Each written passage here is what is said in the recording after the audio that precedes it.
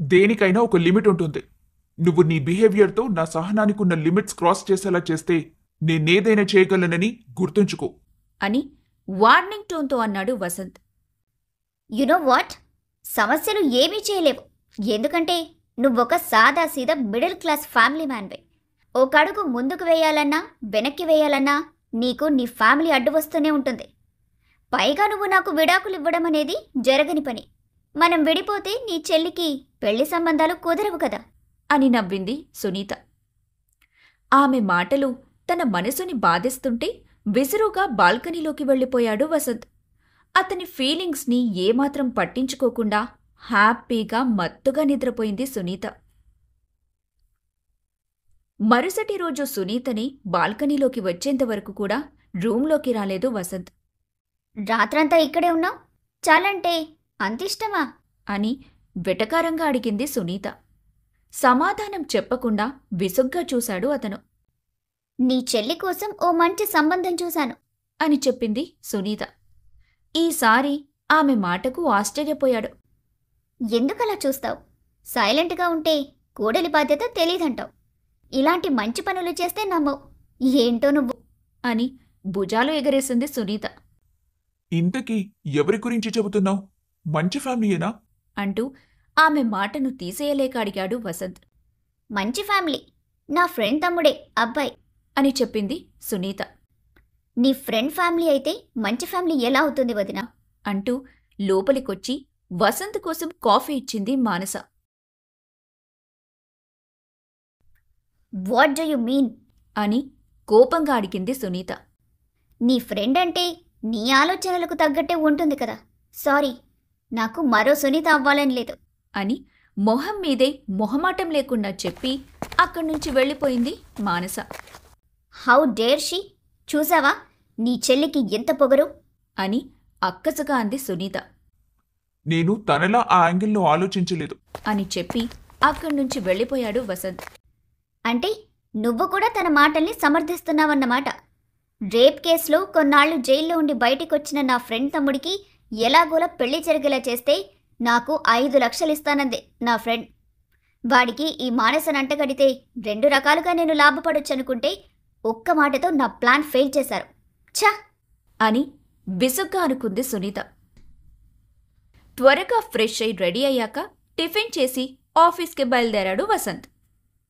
తను పార్కింగ్లో bike park చేస్తూ ఉండగాని రితిక రావటంతో పలకరింపుగా నవ్వుకున్నారు ఇద్దరు. ఏంటి నీ ఫేస్ అలా ఉంది? మీ నాన్న మళ్ళీ ఏం రచ్చ చేశాడు అని అడిగాడు వసంత్.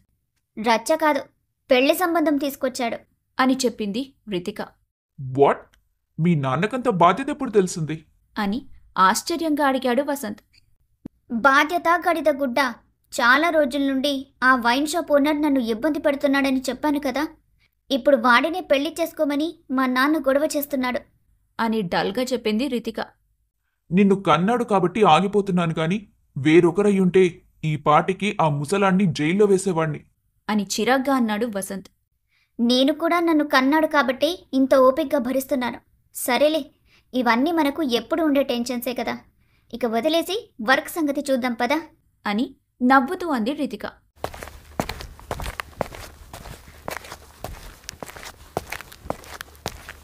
ఎన్ని సమస్యలున్నా ఇలా ఎప్పుడు నవ్వుతూనే ఉంటావు. ఇదెలా సాధ్యం రీతి అని కొంచెం క్యూరియస్గా అడిగాడు వసంత్. ఏడుస్తూ కూర్చుంటే సమస్యలు తీరిపోతాయా ఏంటి అని అదే నవ్వుతూ అనింది రితిక. అలా కాదు కానీ అని ఏం చెప్పాలో తెలియక అలాగే చూశాడు వసంత్. మన చుట్టూ మనకే తెలియని శత్రువులు ఉంటారు వసంత్. వాళ్ళెప్పుడూ మన కన్నీళ్లను కష్టాలని కోరుకుంటారు.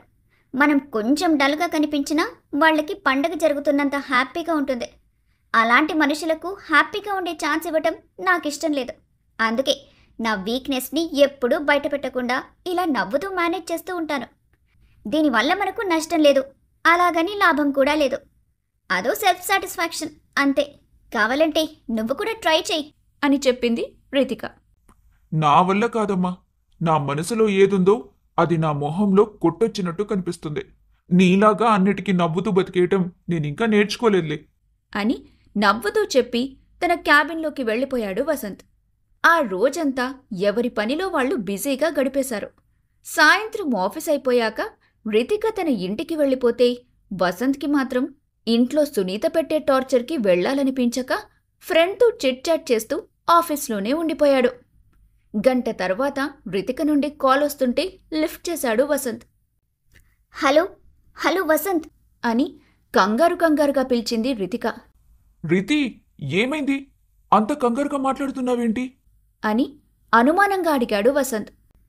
ప్లీజ్ నువ్వు అర్జెంట్గా మా ఇంటికి రాగలవా అని ఆల్మోస్ట్ ఏడ్ చేస్తూ అడిగింది రితిక. హే, అసలు ఏం జరిగిందో చెప్పు అంటూని గబగబా బయటకు వెళ్లి బైక్ స్టార్ట్ చేశాడు వసంత్. ఆ వైన్ షాప్ ఓనర్ మా నాన్నతో కలిసి ఇంటికొచ్చాడు. నాకేంటో చాలా భయంగా ఉంది. రూమ్లోకొచ్చి డోర్ లాక్ చేసుకున్నాను.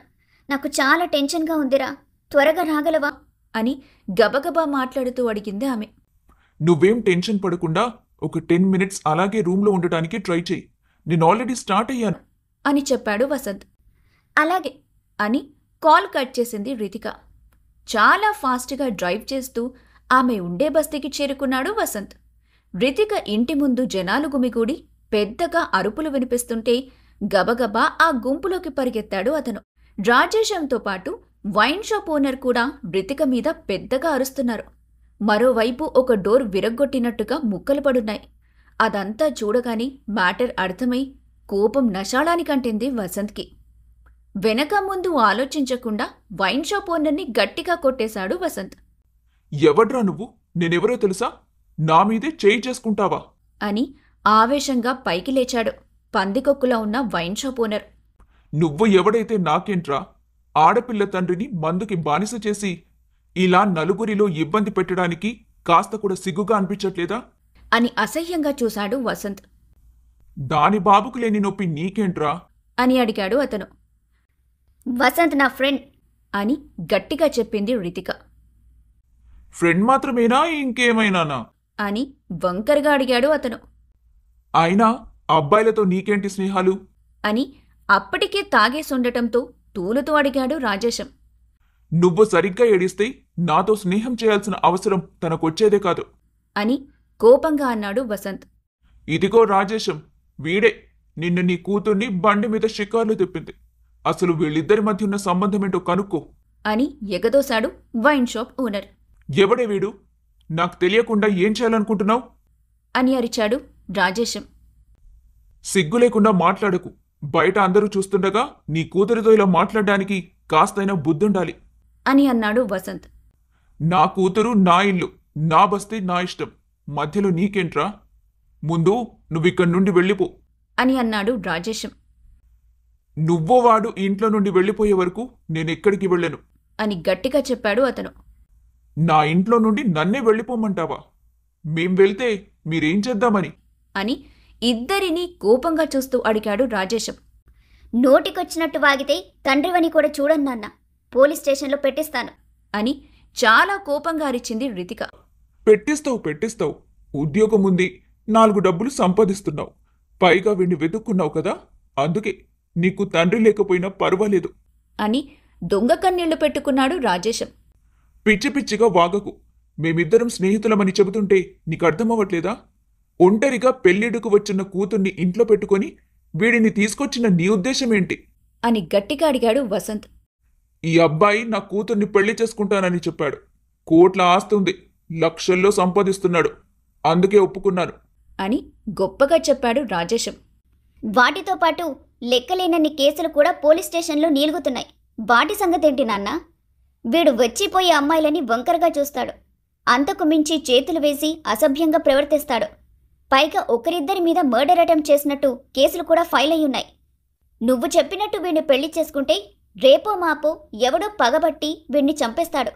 అప్పుడు నా పరిస్థితి ఏంటి అని అడిగింది రితిక. నువ్వు నేను చెప్పిన సంబంధాన్ని పెళ్లి చేసుకోలేక అన్ని వంకలు చెబుతున్నావంతే. కానీ నువ్వెన్ని వంకలు పెట్టినా నేను నీ మాటలు నమ్మను. ఖచ్చితంగా నువ్వు ఈ అబ్బాయినే పెళ్లి చేసుకోవాలి అని గట్టిగా చెప్పాడు రాజేశం. చేసుకోకపోతే ఏం చేస్తావురా అని రాజేశం చొక్కా పట్టుకుని అరుస్తూ అడిగాడు వసంత్. నీకెంత ధైర్యం లేకపోతే నా ఇంటికొచ్చి నాపైనే చెయ్యేస్తావు అని పౌరుషంగా అడిగాడు రాజేశం. నువ్వు చేసే వెధవ పనులకి ఎవడైనా ఇలాగే చేస్తాడు. నేనింకా మంచివాణ్ణి కాబట్టి నిన్ను చంపకుండా వదిలేస్తున్నాను అని అన్నాడు వసంత్. కొద్దిసేపటి వరకు నలుగురి మధ్య తీవ్రమైన గొడవ జరిగింది. చాలా ఏళ్లుగా బస్తీలో కలిసున్న ఇరుగు పొరుగు వాళ్లంతా రితిక వైపే నిలబడి ఉండటంతో అవమానం పాలయ్యారు రాజేశం, వైన్ షాప్ ఓనర్. ఇదంతా కాదు రితి, నువ్విప్పుడే బయలుదేరు. నేను నిన్ను ఉమెన్స్ పీజీలో జాయిన్ చేస్తాను అని చెప్పాడు వసంత్. నువ్వెక్కడికి వెళ్ళినా నా నుండి తప్పించుకోలేవు. ఏదో ఒక రోజు నువ్వు నా భార్య అవ్వాల్సిందే, నా కాలి కింద నలిగిపోవాల్సిందే అని చాలా కోపంగా చూస్తూ చెప్పాడు వైన్ షాప్ ఓనర్. ఎన్ని తిట్టినా, ఎంత గొడవ చేస్తున్నా ఒకటే పాట పాడుతున్న వాణ్ణి చూస్తుంటే తిక్కరేగిన వసంత్ చుట్టూ చూశాడు. అతనికి ఓ పక్కన గోడమీద దేవుడి ఫోటో పెట్టున్న చోట రితిక తల్లి మంగళసూత్రాలు కనిపించడంతో ఒక్క క్షణం కూడా ఆలోచించకుండా ఆ తాళిని రితిక మెడలో కట్టేశాడు. అతని వైపు అలాగే చూసింది రితిక. ఆమెకు ఎలా స్పందించాలో కూడా అర్థమవలేదు. ఎంత ధైర్యం ఉంటే నా కూతురి మెడలో తాళి కడతావా? ఈ పెళ్లిని నేనే ఒప్పుకోవట్లేదు అని గట్టిగా అరిచాడు రాజేశం. ఇక్కడ నీ అభిప్రాయం ఎవడూ అడగట్లేదు అని విసుగ్గా చెప్పి రితిక చెయ్యి పట్టుకుని బయటకొచ్చేశాడు వసంత్. నువ్వేం చేశావో నీకైనా అర్థమవుతుందా వసంత్? అని బైక్ మీద వెనుక కూర్చొని అడిగింది రితిక. అంతా తెలిసే చేస్తున్నాను, నువ్వు సైలెంట్గా కూర్చో అని ఇంకా తగ్గని కోపంతో అరిచాడు వసంత్. అతని కోపానికి ఉలిక్కిపడి ఇంకేం మాట్లాడలేదామె. అరగంట తర్వాత బైక్ వసంత్ ఇంటి ముందు ఆగింది. అప్పటికే చాలా చీకటి పడిపోయింది. బైక్ దిగి ఇద్దరూ కలిసి ఇంటి గుమ్మం ముందు నిలబడ్డారు. టీవీ చూస్తున్న సునీత, రూంలో కూర్చొని చదువుకుంటున్న మానస, భారతికి వంటలో సహాయం చేస్తున్న శ్రీనివాస్ ఎవ్వరూ వాళ్ళిద్దరినీ గమనించలేదు. దాంతో వసంత్ డోర్ మీద నాక్ చేసి తల్లిని పిలిచాడు. ఇంట్లోకి రాకుండా బయటే ఉండి పిలుస్తావేంట్రా అని అడుగుతూనే బయటకొచ్చింది భారతి. కొడుకు పక్కన మంగళసూత్రాలతో నిలబడిన అమ్మాయి ఎవరో ఆమెకు తెలియలేదు. వసంత్, ఎవర్రా అమ్మాయి అని అడిగాడు శ్రీనివాస్. తన పేరు రితిక నాన్న, నేను తనని పెళ్లి చేసుకున్నాను అని స్ట్రెయిట్గా చెప్పేశాడు వసంత్. వాళ్ల మాటలు వింటున్నా టీవీ మీద నుండి చూపు తిప్పని సునీత వసంత్ చెప్పిన మాటకు ఒక్కసారిగా తల తిప్పి చూసి షాక్తో కొయ్యబారిపోయింది. అదే షాక్లో టక్కున లేచి నిలబడింది. పెళ్లి చేసుకోవడం ఏంటి? ఏం మాట్లాడుతున్నావు నువ్వు? అని గట్టిగా అరిచింది సునీత. ఆ అరుపులకు తన రూంలో నుండి బయటకొచ్చింది మానస. అవును, పెళ్లి చేసుకున్నాను. అయితే ఏంటిప్పుడు అని సూటిగా చూశాడు వసంత్. మొదటి భార్యను నేనుండగా నువ్వు మరో పెళ్లి ఎలా చేసుకుంటావు? పైగా అయితే ఏంటని అంత పొగరుగా మాట్లాడతావా? అని చాలా కోపంగా అడిగింది సునీత. భార్యగా నువ్వున్నా నాకు నీ నుండి ఎలాంటి సంతోషం లేదు. పైగా కాస్తంత కూడా మనశ్శాంతి లేకుండా చేస్తున్నావు. అందుకే నాకు నచ్చిన పని నేను చేశాను అని సింపుల్గా చెప్పాడు వసంత్. నువ్విలా చేసినందుకు నేను నిన్ను జైల్లో పెట్టించగలనని మర్చిపోయావా వసంత్? అని పొగరుగా అడిగింది సునీత. నువ్వేం చేసినా నాకు ప్రాబ్లం లేదు, ఎందుకంటే ఏదైనా నీ నుండి దూరంగా ఉండేదే కదా. నువ్వు లేని చోట నేను సంతోషంగా ఉండగలను అని అన్నాడు వసంత్. నాకింత అన్యాయం చేసిన నువ్వు సంతోషంగా ఉంటే నేనెలా చూడగలను? అని అంది సునీత. అయితే ఇప్పుడు ఏం చేస్తావు అని ఒక రకంగా నవ్వుతూ అడిగాడు వసంత్. నువ్వు తీసుకొచ్చిన దీన్ని బయటకు గెంటేస్తాను అంటూ రితిక మీద చెయ్యి వేయబోయింది సునీత. ఆ చెయ్యిని గాల్లోనే ఆపి వెనక్కి విసిరేశాడు అతను. తను నా భార్య, తన మీద చేయి వేస్తే చంపేస్తాను అని కోపంగా అన్నాడు వసంత్. తను నీ భార్య అయితే మరి నేనేంటి? అని ఆవేశంగా అడిగింది ఆమె. నువ్వేంటో నీకు తెలీదా? ఇన్నాళ్ళు ఎలా ఉన్నావో ఇప్పుడు కూడా ఈ ఇంట్లో ఒక మూలన అలాగే పడుంటావు. Just a piece of dust అన్నమాట అని ఓ వైపుకి పెదాలు సాగదీసి అన్నాడు వసంత్. డోంట్ డేర్ వసంత్ అని కోపంగా చూసింది సునీత. ఐ షుడ్ అన్నాడు వసంత్. దీనికి నువ్వెదుర్కోవాల్సిన పరిణామాలు చాలా తీవ్రంగా ఉంటాయి అని అంది సునీత. ఉదయం ఇవే మాటలు నేను నీకు చెప్పినట్టున్నాను కదా, కానీ నువ్వు పెడచెవిన పెట్టావు. అందుకే సాయంత్రానికి నేను ఈ పని చేయాల్సి వచ్చింది. పెద్దవాళ్లు ఎందుకే చెప్తారు భార్య భర్త మాటను వినాలని. నువ్వు మన పెళ్లైన రోజు నుండి నా సహనాన్ని పరీక్షిస్తూ చివరికి నన్ను ఈ పని చేసేలా ప్రేరేపించావు. జరిగినంతటికీ కారణం నువ్వు మాత్రమే సునీత అని సూటిగా చూస్తూ చెప్పాడు వసంత్. తను అడిగే ప్రతి ప్రశ్నకి వసంత్ దగ్గర సమాధానం ఉండటమే కాకుండా ఆ సమాధానంలోని ప్రతి కారణం తానే అవుతుండటంతో అతనితో ఏం మాట్లాడలేక చూపుని రితిక మీద నిలిపింది సునీత. ఏవే, నీ కూర్లో వేరే మగాళ్లే దొరకలేదా? పెళ్ళైన నా భర్తే నచ్చాడా? అంటూ కళ్ళు చిన్నవి చేసి కోపంగా అడిగింది సునీత. ఏయ్, నువ్వేదైనా మాట్లాడాలనుకుంటే నాతో మాత్రమే మాట్లాడు. తనతో నీకు సంబంధం లేదు అని హెచ్చరించాడు వసంత్. నా కాపురంలో చిచ్చుపట్టిన దీన్ని ఎలా వదిలేస్తాననుకున్నావు? చంపి పారేస్తాను అని గట్టిగా అరిచింది సునీత. నువ్వు చంపుతుంటే తను చూస్తూ కూర్చునే అమాయకపు ఆడపిల్ల కాదు. తేడా వస్తే చెమడాలు ఒలిచిపారేస్తుంది అని అన్నాడు వసంత్. నువ్వు చాలా తప్పు చేస్తున్నావు వసంత్. మర్యాదగా దీన్ని ఎక్కడి నుండి తీసుకొచ్చావో అక్కడికే పంపించేసేయ్. లేదంటే నేనేం చేస్తానో నాకే తెలియదు అని సైకిక్ పేషెంట్గా గట్టిగా అరిచింది సునీత. అది మాత్రం జరగదు. అతి తక్కువ సమయంలో నువ్వే మా మధ్యలో నుండి దూరంగా వెళ్ళిపోతావు. అందుకోసం ప్రిపేర్డ్గా ఉండు అని అన్నాడు వసంత్. వసంత్ అని గట్టిగా అరిచింది సునీత. ఆమె అరుపును ఏమాత్రం పట్టించుకోకుండా తల్లివైపు చూశాడు అతను.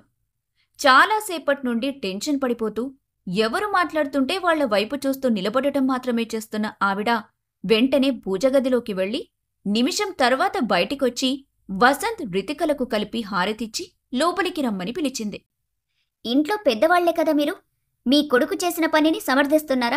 కోడల్ని నేనుండగా రెండో పెళ్లి చేసుకొచ్చిన మీ అబ్బాయికి బుద్ధి చెప్పకుండా హారతిచ్చి మరీ వాళ్ళని ఇంట్లోకి పిలుస్తున్నారా? అంటూ భారతి మీద గట్టిగా అరిచింది సునీత. ఇన్నాళ్ళు నువ్వేం చేసినా మౌనంగానే ఉన్నాం కదమ్మా. ఇప్పుడు నా కొడుకేం చేసినా కూడా అలాగే ఉంటాం. లేదంటే వాడి దృష్టిలో మేము చెడిపోతాం అని చాలా కూల్గా చెప్పాడు శ్రీనివాస్. అతనేమైనా మంచి పని చేసొచ్చాడా? నేను ఈ ఇంట్లో బ్రతికుండగాని రెండో పెళ్లి చేసుకొనొచ్చాడు. అతనితో పాటు మీ అందరి మీద కూడా నేను పోలీస్ స్టేషన్లో కేసు వేయగలను తెలుసా? అని అరిచింది సునీత. అర్ధరాత్రి వరకు తాగి ఇంటికి రావటం, పార్టీలు పబ్బులంటూ ఆడామగ తేడా లేకుండా షికార్లు చేయటం, తాహతుకి మించి అప్పు చేయించి ఆ డబ్బుతో నువ్వు జల్సాలు చేయటం ఏమైనా మంచి పనులా వదినా? నువ్వివన్నీ చేస్తున్నా మేము భరించాం. ఇప్పుడు మా అన్నయ్య తన సంతోషం కోసం ఓ మంచి పని చేసినప్పుడు మేము తన వైపు స్టాండ్ తీసుకోలేదంటే మా అంత చెడ్డ మనుషులు ఎవ్వరూ ఉండరేమో. నువ్వు స్టేషన్లో కేసు వేసినా, కోర్టులో కంప్లైంట్ ఇచ్చినా మాకు అనవసరం. నీకు నచ్చింది చేసుకో. నిన్నే అన్నయ్య నుండి దూరంగా పంపించేయడానికి కావాల్సిన అన్ని ఆధారాలు మా దగ్గరున్నాయి అని స్టాండర్డ్ వాయిస్తో చెప్పింది మానస. ఇదేంటి ఇంత గట్టిగా మాట్లాడుతుంది? అయినా నన్ను పంపించేయడానికి దీని దగ్గర ఏం సాక్ష్యాలున్నాయి? నేనేం చేశాను అని మనసులోనే అనుకుంది సునీత. నువ్వేం చేశావో ఉదయాన్నే నీకు బాగా తెలుస్తుందిలే. ఇప్పుడైతే వెళ్ళి పడుకో అని అన్నాడు వసంత్. ఉదయం తెలియటమేంటి?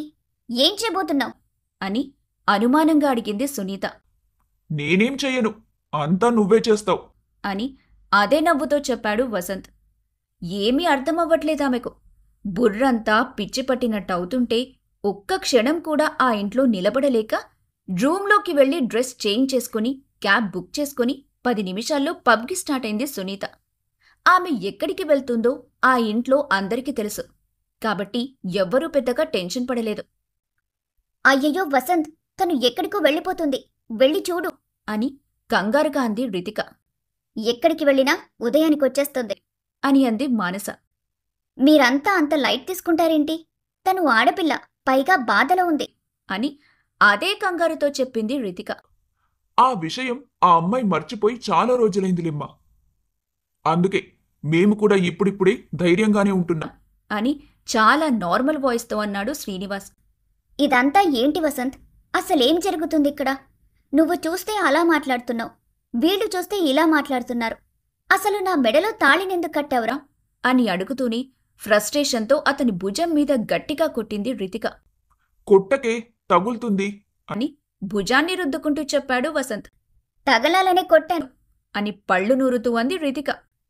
మీరిద్దరూ పెళ్లి చేసుకునే వచ్చారా, లేదంటే ఏదైనా డ్రామా ప్లే చేయడానికి ట్రై చేస్తున్నారా అని అనుమానంగా అడిగింది మానస. లేదు మను, నేను నిజంగానే తన మెడలో తాళి కట్టి తీసుకొచ్చాను. నీకెందుకా డౌట్ వచ్చింది అని అడిగాడు వసంత్. ఇద్దరూ ఇంత జోవియల్గా ఫన్నీగా బిహేవ్ చేస్తుంటే వచ్చిందిలే అన్నయ్య. ఒకవేళ నువ్వు వదిన మనసు మార్చడానికి కాని ఈ డ్రామా ప్లాన్ చేస్తున్నావేమో అనిపించింది అని అంది మానస. ఒక రకంగా నీ అనుమానం నిజమే. కానీ ఇది ఫేక్ మ్యారేజ్ అయితే కాదు. నేను రితికని నిజంగానే పెళ్లి చేసుకున్నాను. బట్ ఇది మా ఇష్టపూర్వకంగా జరిగింది కాదు. పరిస్థితుల ప్రభావం వల్ల చేసుకోవాల్సి వచ్చింది. వచ్చింది అంటూ జరిగిందంతా తల్లి తండ్రి చెల్లికి వివరించాడు వసంత్. నీకు చాలాసార్లు నా ఫ్రెండ్ అని చెప్పేదాన్ని కదమ్మా. ఇదే ఆ ఫ్రెండ్, పేరు రితిక. చాలా మంచిది. ఎన్నోసార్లు నాకు హెల్ప్ కూడా చేసింది. ఈ రోజు తను బాధలో ఉంటే నేను వదిలేయలేకపోయాను. ఆలోచించేంత సమయం లేకపోయింది. అందుకే తప్పనిసరి పరిస్థితుల్లో ఇలా పెళ్లి చేసుకుని తీసుకురావాల్సొచ్చింది అని అన్నాడు వసంత్. నువ్వు చేసింది తప్పు కాదు వసంత్. కాని సునీత నీ జీవితంలో లేకపోయుంటే మాత్రమే. మంచిదో చెడ్డదో, సునీత నీ మొదటి భార్య. తనుండగా విడాకులు తీసుకోకుండా నువ్వు మరో పెళ్లి చేసుకుంటే సమాజంతో పాటు కోర్టు కూడా మిమ్మల్ని అంగీకరించదు కదా అని అంది భారతి. లేదాంటీ, వీళ్ళిద్దరి మధ్యలోకి రావటానికి నాకు ఏమాత్రం ఇష్టం లేదు. వసంత్ నా కోసం ఇంత పని చేస్తాడని నాకు తెలుసుంటే ఖచ్చితంగా ఆ సమయంలో వీడికి ఫోన్ చేసేదాన్నే కాదు. నాకు సహాయం చేయడానికి వచ్చి మీరంతా ఇలా బాధపడటం నాకిష్టం లేదు. నేనిక్కడి నుంచి వెళ్ళిపోతాను అని అంది రితిక. ఎక్కడికి వెళ్లేది? నువ్వెక్కడికి వెళ్ళినా నీ బాబు ఆ వైన్ షాప్ వాడితో కలిసి ఎత్తుకెళ్ళిపోయినా ఆశ్చర్యం లేదు. నువ్వు నా అండర్లోనే ఉండాలి, అంతే అని గట్టిగా చెప్పాడు వసంత్. నీకు పిచ్చి పట్టి ఏదేదో మాట్లాడుతున్నావు వసంత్. పరిస్థితి అర్థమవుతుందా? నేను మీ మధ్యలో ఉండటం ఎలా కుదురుతుంది? నీ భార్య చెప్పినట్టు ఒక్క పోలీస్ కేసు పెడితే మీరందరూ జైల్లో కూర్చోవాల్సొస్తుంది అని అంది రితిక. తనలా చెయ్యకుండా అడ్డుకోవాల్సింది నువ్వే రితికా. ఇప్పుడు ఏదైనా చేసి పరిస్థితి చక్కబెట్టేదంటే నువ్వు మాత్రమే అని అన్నాడు వసంత్ నువ్వేం చెప్తున్నావో నాకు అర్థమవ్వట్లేదు అంటూ అయోమయంగా చూసింది రితిక. కొన్ని రోజులు నువ్వు నా భార్యగా నటించాలి అని అన్నాడు వసంత్ వాట్? అంటూ షాక్తో గట్టిగా అరిచింది రితిక. ఏంటి వసంత్, నువ్వేం చేయాలనుకుంటున్నావు? ఆ అమ్మాయి మెడలో తాళి కట్టి తీసుకొచ్చి ఇప్పుడు భార్యగా నటించమంటావేంటి అని అయోమయంగా అడిగాడు శ్రీనివాస్. మీ అబ్బాయికి కొంచెం మెంటలెక్కినట్టుంది అంకుల్. అందుకే ఏదేదో వాగుతున్నాడు. ఈ వాగుడు మీరు పట్టించుకోకండి. నేను కూడా పట్టించుకోను. నేనిప్పుడే వెళ్ళిపోతాను. నా వల్ల మీరెవరూ ఇబ్బంది పడొద్దు ప్లీజ్ అని రిక్వెస్టింగ్గా చూసింది రితిక. నేను నిన్ను ఎక్కడికి పంపించనని చెప్పాను కదా. అయినా నేను జస్ట్ నటించమంటున్నాను, అంతే. నిన్నేమైనా పూర్తిగా నా భార్యగా ఉండిపోమ్మని అడిగానా ఏంటి? నేను నీకు తాళి కట్టి మీ నాన్న నుండి కాపాడాను. నువ్వు నా భార్యగా నటించి నా పెళ్లం నుండి కాపాడు అని అన్నాడు వసంత్.